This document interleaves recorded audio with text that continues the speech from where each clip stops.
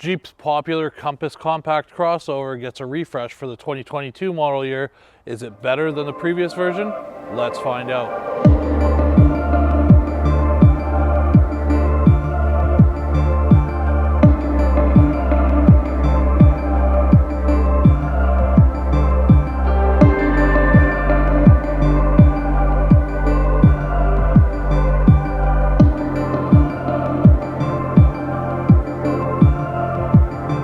So we've just spent a week with this 2022 Jeep Compass Trailhawk, and there is a lot to like.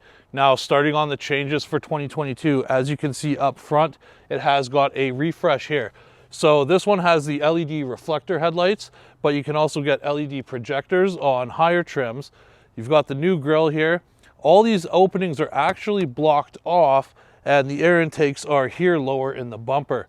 You've got your front camera for the 360-degree camera system, radar cruise sensor here, red tow hooks, new fog lights, and as you can see, this bumper scallops back quite aggressively at the bottom for the better approach angle, with this being a Trailhawk. Now this is finished in Sting Gray. You do have this black and red decal on the hood with the Trailhawk badging there. You've got some nice 17-inch aluminum wheels with Falcon Wild Peak all-terrain tires. Coming along the side, you've got your black roof here as well, and gray accents on the mirror caps and daylight openings. The badging here as well does have red accents, of course, with it being a Trailhawk. It's still a very good, clean looking little SUV here. Coming along to the back, you've got these nice LED taillights, another red tow hook, you've got your tow hitch here as well, Trailhawk badging, and you do have a power hatch that you can open from the key, from grabbing here, or just by kicking underneath the bumper. All right, so let's take a look inside the 2022 Compass, and this is where the big changes really have come into play. So you've got your door panels here. You've got a nice soft touch material up top. You've got your red stitching as well. Power windows, locks, mirror controls all right there. This does have the Alpine audio system. Now your seats are a vinyl and cloth setup in this Trailhawk. There's a Trailhawk Elite version that has full leather. You've got the Trailhawk embroidery there in the seats, red stitching as well. Now popping in here, you've got an all-new dash design. Really nice dash. Really makes the interior feel much more modern. We'll fire it up here. And you do have now a fully digital gauge cluster, just like the new Grand Cherokee L, and Grand Wagoneer. Interestingly though, you can't display the navigation maps on here like you can on the Compass's bigger brothers. You do have the off-road pages there as well though. Then coming over to here, you've got the 10-inch Uconnect screen here, 10.1-inch Uconnect screen, wireless Android Auto, wireless CarPlay, navigation. It's worked very well. Coming down, you've got buttons for your auto start stop, traction control, lane keep assist, hazards, parking sensors, and for the self parking. Down here you've got your AC vents, and then down here you've got your physical controls for the HVAC system along with the radio. This does not have physical controls for the heated seats and heated steering wheel. That has to be done through the Uconnect system here. Now a little further down, you've got a wireless phone charging pad there, along with USB connectors, your automatic transmission selector, electronic parking brake, and your drive modes there. Then you've got your four-wheel drive low, your hill descent control, and your four-wheel drive lock. Behind that is your cup holders, and then you've got an armrest with some storage in there as well. Now coming up top here on the headliner, you've got controls for your panoramic sunroof, the sunroof shade, along with the power rear hatch there, and then your interior lighting. So let's go and hop into the second row and see how we are for room back there.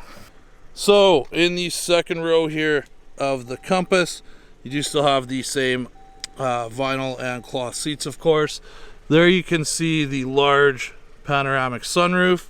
Now, I am 6'1". The driver's seat is set to my position. And hopping in here, you can see I do still have a little bit of knee room. As far as headroom, my hair's just caressing the headliner here, but still be comfortable back here for decently long trips for sure. Coming down, you've got your air vents here for rear passengers, USB ports, and a 150 watt household plug and a 12 volt power source. And the rear seat, it's fairly comfortable. It's raised up a little bit, so you do get a nice view out the front here as well. Now taking a look in the hatch area, there's that powered hatch. You've got a good amount of storage here. As you can see, I've got some of my camera gear in here.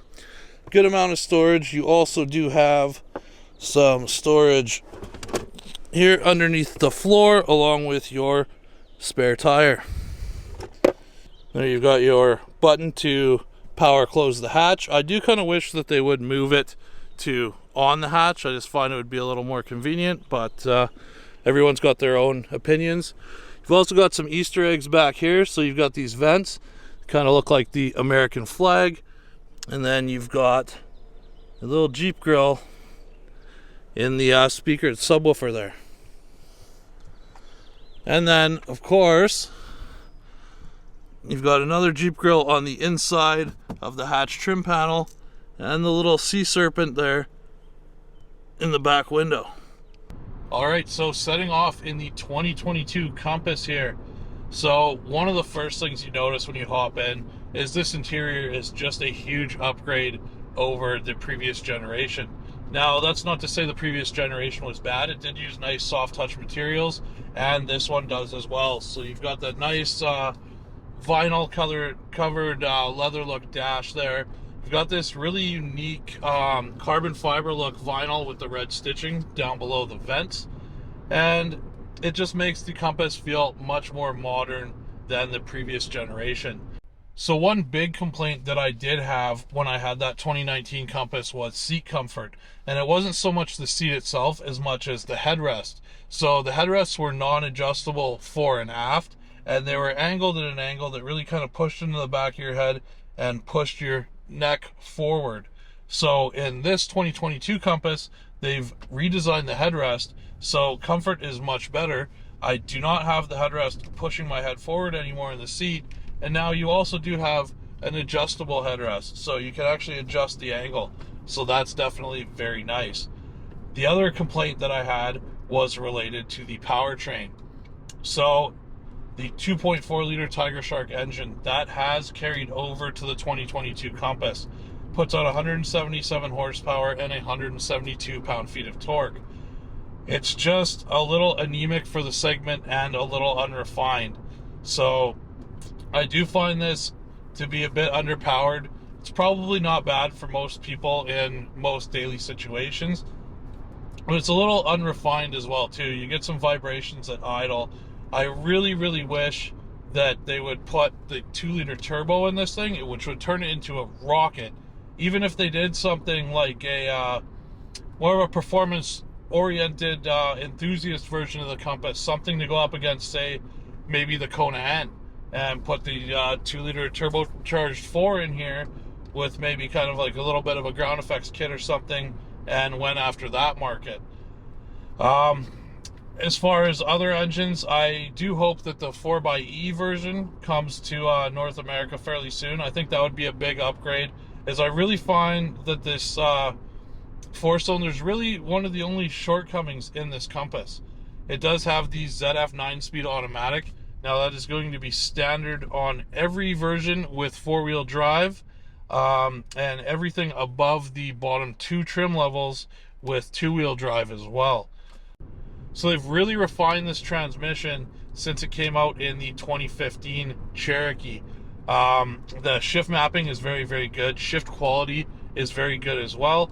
You don't really feel the shifts. It's not hunting around for gears. It's in the right gear. So it's really nice that they have sorted that out there. As far as visibility, it's fairly good all around. You've got a really nice windshield. These pillars are fairly thick, which make it a little tricky to see around corners, but they're not too bad.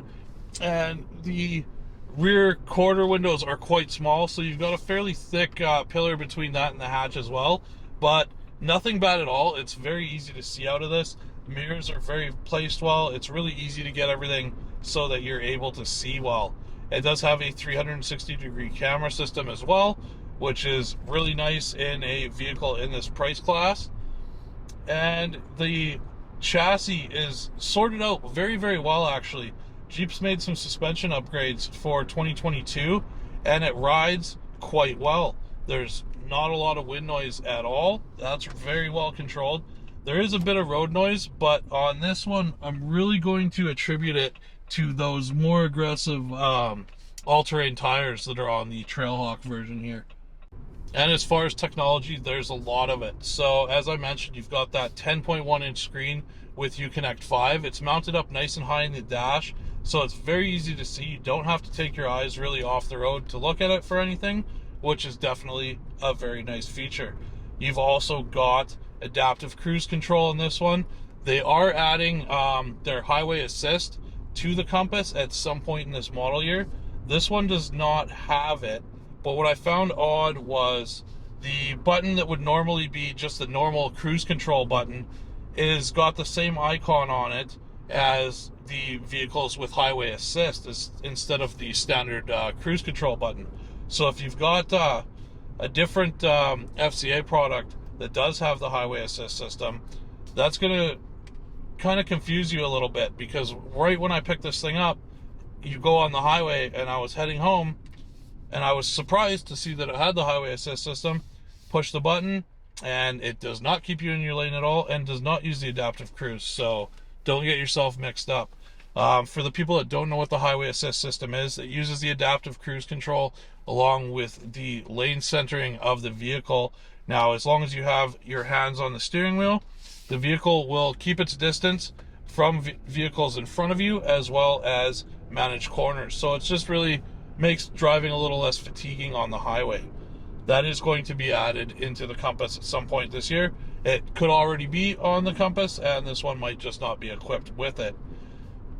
As far as pricing, in Canada, this Compass Trailhawk starts around $38,000. As equipped, this fully loaded Trailhawk comes in around $46,500. On top of that, you've also got the limited, high altitude, and Trailhawk Elite models, as well as higher trims of this. So as far as my final thoughts on the 2022 Jeep Compass, I think Jeep did a really good job. The front end refresh really cleaned the front end up a little bit, really modernized it. The rest of the Compass was a fairly good looking SUV. It looks great for the segment that it's in. The interior is a huge upgrade, along with the new suspension tuning. They've really got the chassis sorted out. I really think the only letdown here is that 2.4 liter Tiger Shark engine, and I would like to see some powertrains added, but other than that, I think this is a great buy for the segment. So if you're looking for a compact SUV, make sure to check out the Compass. Alright guys, so that's going to do it for our review of the 2022 Jeep Compass Trailhawk. Hope you guys enjoyed. If you did, leave a like, subscribe, leave a comment down below. Let us know what you think about the 2022 Jeep Compass. And of course, we'll see you in the next video. Take care.